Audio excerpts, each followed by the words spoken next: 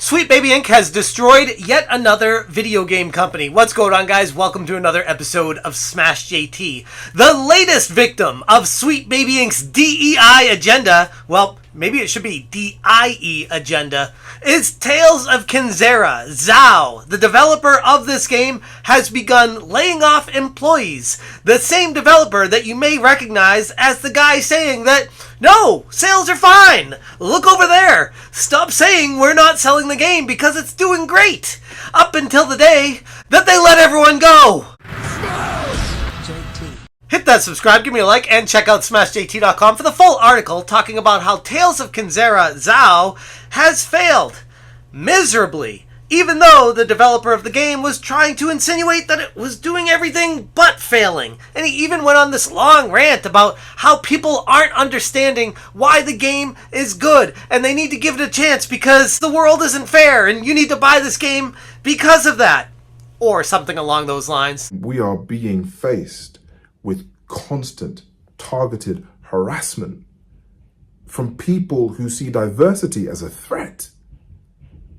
From people who look across the vast landscape of modern media and decide that anything that doesn't speak to them or centers around them is unnecessary and inauthentic. It might sound like I'm taking a very aggressive tone or even tongue-in-cheek against Abubakar Salim, the head of Surgent Studios, and how this guy maybe did have a bad hand dealt to him and he did everything he could, and I don't want to just stomp on the grave and dance on it after it's over, but I hate to look at the situation and say, I told you so, when I've been screaming from the hilltops about how working with a company like Sweet Baby Inc. or many of their other DIE agenda injecting firms like them, how it's not going to be a good thing, and the result of this is most likely going to end in failure, just like it always seems to do. Surgent Studios posted, unfortunately, Surgent has joined the growing number of game studios impacted by layoffs this year,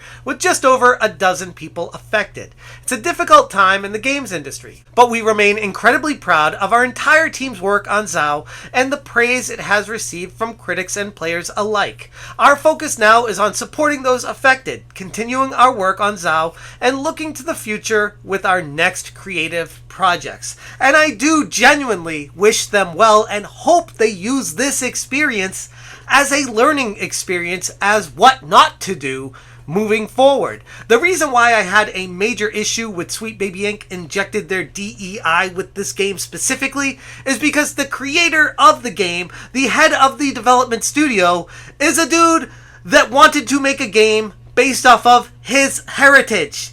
He doesn't need a DIE firm to tell him about his heritage. He can do that just fine on his own. The layoffs contrast sharply with the previous statements made by Abubakar Salim, the game's director. Salim had publicly stated that the game's sales were not suffering, despite targeted harassment and a significant boycott. Because if the game's not selling, of course the reason is targeted harassment or boycotting because everyone's racist. That's the reason the game's not selling. Not specifically because you used a firm that literally does everything that gamers don't want in their games. You contracted with them, employed them to inject their ideologies into a game, and then you blame it on the customers for not buying said game. Just a month ago, Abubakar Salim on Twitter said, "The game isn't selling well." Also false. I've addressed this on an AMA Reddit. The numbers some are circulating are a fraction of our actual playership, and they're being shared in bad faith by people who are wanting to provide proof that their harassment campaign has been successful in punishing us for daring to take up space. Holy shit! Can we stop blaming the customers for not buying your product? That is like the complete opposite way to sell games. No, people aren't boycotting you because we're racist or we're not giving a harassment campaign against your company. Maybe, just maybe, it's because your game is not tending to what consumers want to buy. Crazy theory, I know, but let's try to run with that on this one instead of just taking the easy way out and claiming that it's harassment or boycotting or gamers bad. Like, stop doing that. But at the same time, we are being faced with constant, targeted harassment from people who see diversity as a threat, from people who look across the vast landscape of modern media and decide that anything that doesn't speak to them or centers around them is unnecessary and inauthentic. According to Steam charts, it paints a very different picture than what Salim had tried to claim initially, showing a peak concurrent player base of just 232 people all time. Not 232,000 people. 232 people. That was the peak of people playing this at the same time ever since launch. Now, this is, to be fair, a smaller indie-styled studio, but it still employed over 15 to 20 people. Like, it wasn't like a one-man show. They had a group of people there, much of which have been laid off now. As Salim himself has said, over a dozen people. But let's take a quick look at the people working at this DIE-injected firm that contracted with Sweet Baby Inc. and how they needed to make sure it was inclusive. What about the people that work there? Let's ask Stuttering Craig, because I feel like he had a really good take on this. I was going back to the boss over at this studio here. Mm-hmm. And this is, I'm not saying anything.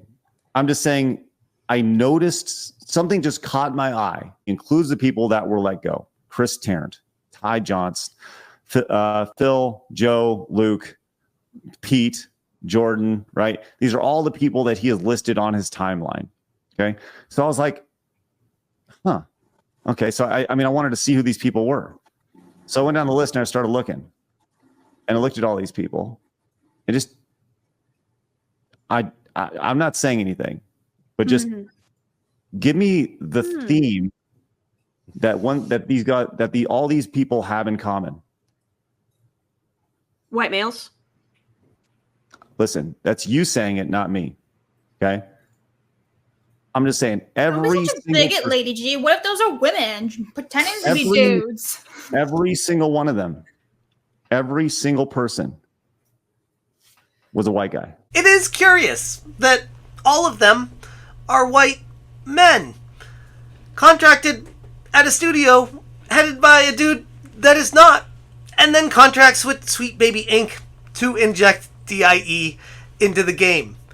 Does anyone else see what the problem is here? It's pretty obvious when it's laid out in front of us, but no one wants to talk about the elephant in the room, even though it's clear as day. The layoffs at Surgeon Studios underscore exactly what seems to happen all too often when partnering with a company like Sweet Baby Inc., as history has spoken for itself at this point. Tales of Kenzera ZAU received some critical acclaim for a 2D platformer that seemed fairly generic, didn't really stand out on any part. Like, there was nothing about it. There was no hook that I was like, oh, I really need to check out this game because of this. It just felt like another game in a long line of other games that many of those other games do have a hook, do have something that's interesting or gives an angle that makes you want to play it. Where this game was just like, please buy it because the guy who heads the studio is black and this is his culture, so you need to be diverse, and if you're not, you're a bigot.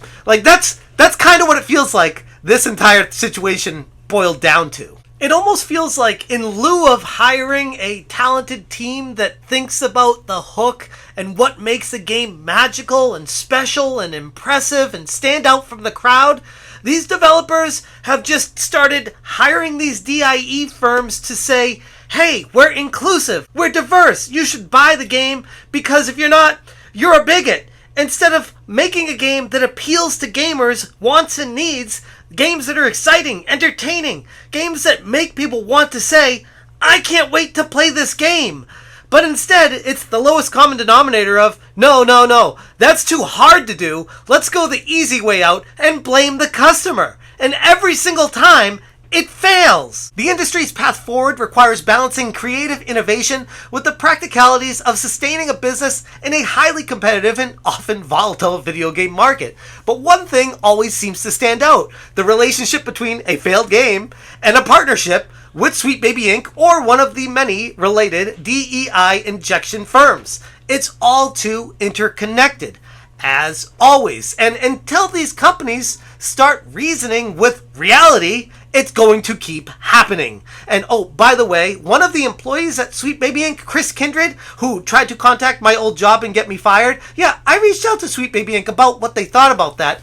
They still haven't gotten back to me. So just a heads up, Sweet Baby Inc., I'm still waiting on a response. But as I said back then, I'm not going to be holding my breath. I'm going to leave it there. If you guys want more information, check out smashjt.com. If you appreciate what I'm doing, hit that join button to help power through putting the video game industry in a better place. Thank you so much for watching, and as always, you stay smashing.